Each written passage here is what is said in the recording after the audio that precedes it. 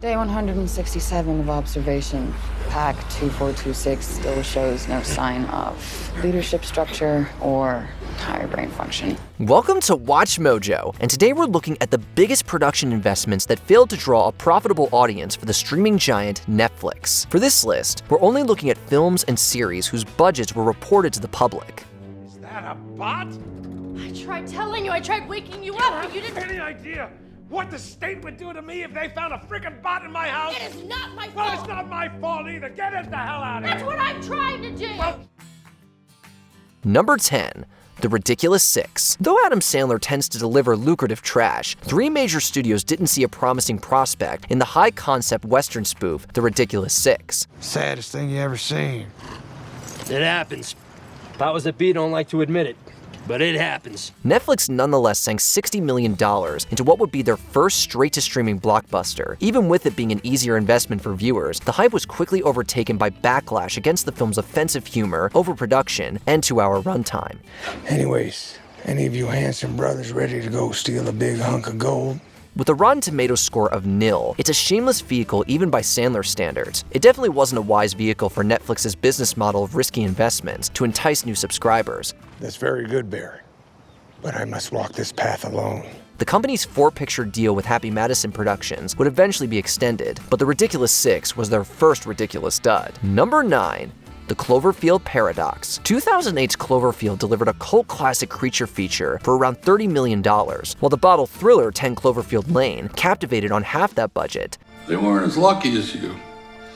It's the air, Michelle. That's what happens when you get exposed. Paramount seemed to uphold such cost-effectiveness by sending the anthology into space with $45 million before Netflix purchased distribution rights for just over that amount. However, critics felt that The Cloverfield Paradox let down its predecessors with its convoluted story and surprisingly spotty special effects. we trusted you for 2 years. They at least praised the strategy of highly ambiguous promos and a surprise release following the Super Bowl. That is, until the numbers showed a disappointing debut prior to the negative word of mouth. J.J. Abrams' signature stunt marketing finally backfired, with Netflix being left to eat his franchise's folly. Please, don't break up on me, baby. Number 8. Cowboy Bebop. One of the greatest anime of all time deserves nothing less than a blockbuster live-action adaptation. I think it's time we blow this scene. Get everybody in the stuff together.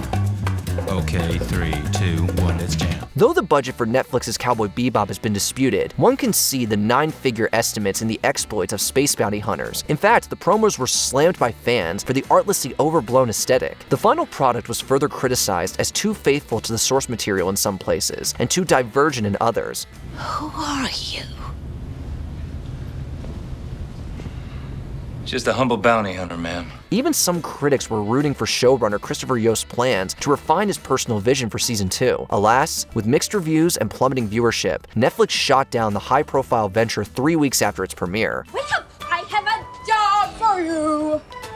A bounty. Loved or hate it, their Cowboy Bebop was an astronomical misfire. Number 7. The Dark Crystal: Age of Resistance. General audiences prefer their Muppets and lighthearted fare, but for those Jim Henson Company fans who turned the Dark Crystal into a cult franchise, the prequel series promised to be their Game of Thrones. Hides in the dream space. What's that?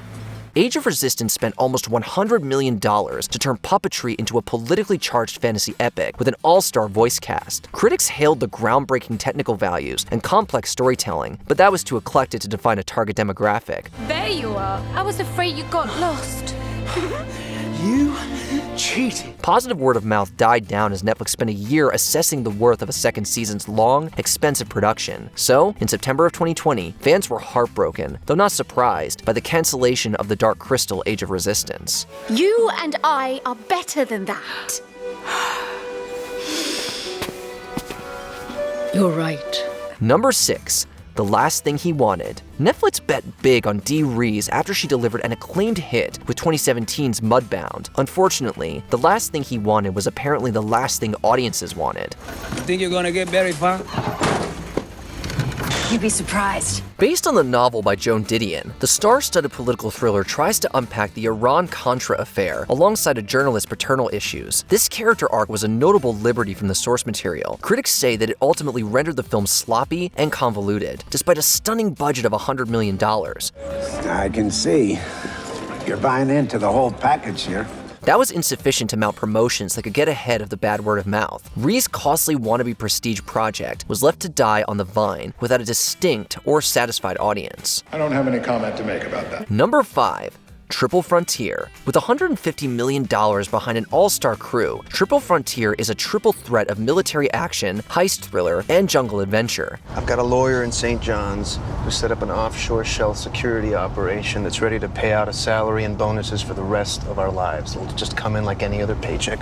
It had spent nearly a decade in development hell before Netflix granted it a limited theatrical release a week ahead of streaming. Reviews were solid, as would audience engagement have been under most circumstances. How many people do you think you've killed? What? You heard me.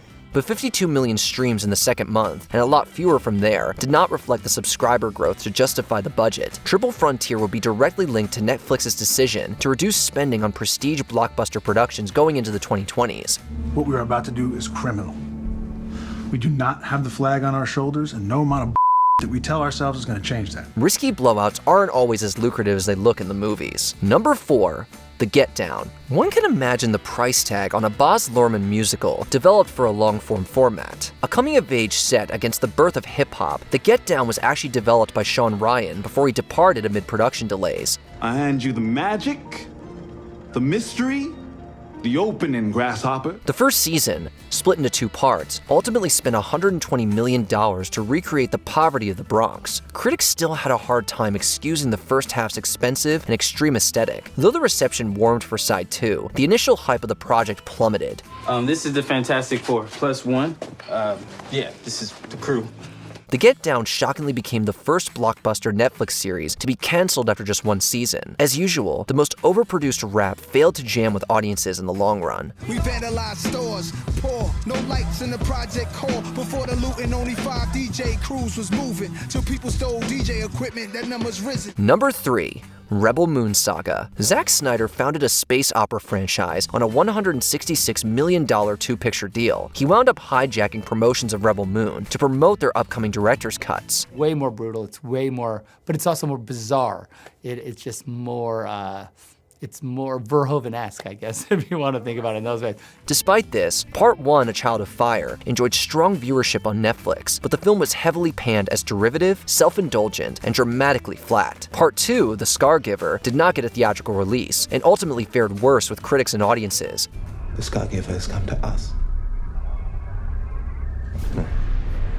But we have men on the ground. Clearly, few were eager to get 2 more hours of these movies. Their overhyped alternate cuts were released in 2024 to slightly better reviews, but not much audience attention. Maybe Snyder was right to get ahead of the initial backlash. Still, the reception and failed release experiment leave the franchise with an uncertain future. They should see there's no shame in our being here. To swallow their pride enough to even ask for help, that is bravery itself. Number 2. Jupiter's Legacy. Netflix should have known that inflated budgets were partly to blame for audiences' superhero fatigue. They bid $200 million on the already oversaturated subversive superhero market with an adaptation of the Image Comics' Jupiter's Legacy. We have these powers for a reason. And with great power comes great responsibility. Critics praised the technical aspects, but not so much the bloated, self-serious plot. After the show's hugely successful debut, prospective long-term viewership failed to justify the Herculean production costs. When we got our powers, I felt a great responsibility. Never mind the departure of showrunner Stephen S. DeKnight and several Netflix executives. Even with strong ratings, it wasn't much of a surprise when Jupiter's Legacy was canceled after one 8-episode season. The show leaves behind its own legacy as a warning about betting that big on an exhausted brand. I could have taught you so much. Before we continue, be sure to subscribe to our channel and ring the bell to get notified about our latest videos. You have the option to be notified for occasional videos or all of them. If you're on your phone, make sure you go into your settings and switch on notifications. Number 1. The Electric State. Did someone think that Anthony and Joe Russo were the names that made their Marvel movies an unprecedented commercial success? Nearly 8 years after they bought the rights to Simon Stålenhag's sci-fi novel, The Electric State was completed for $320 million. Freedom's worth any cost. Even dying?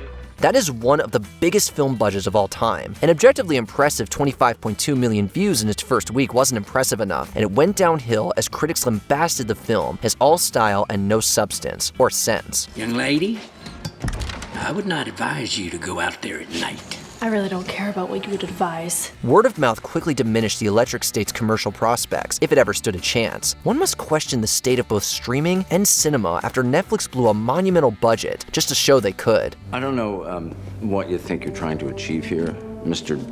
Nut. What are some other would-be streaming blockbusters that wound up hidden gems or just buried? Rediscover them in the comments. Each death must be physically possible, so no shark attacks while someone's on the toilet. As much as I love that idea. Did you enjoy this video?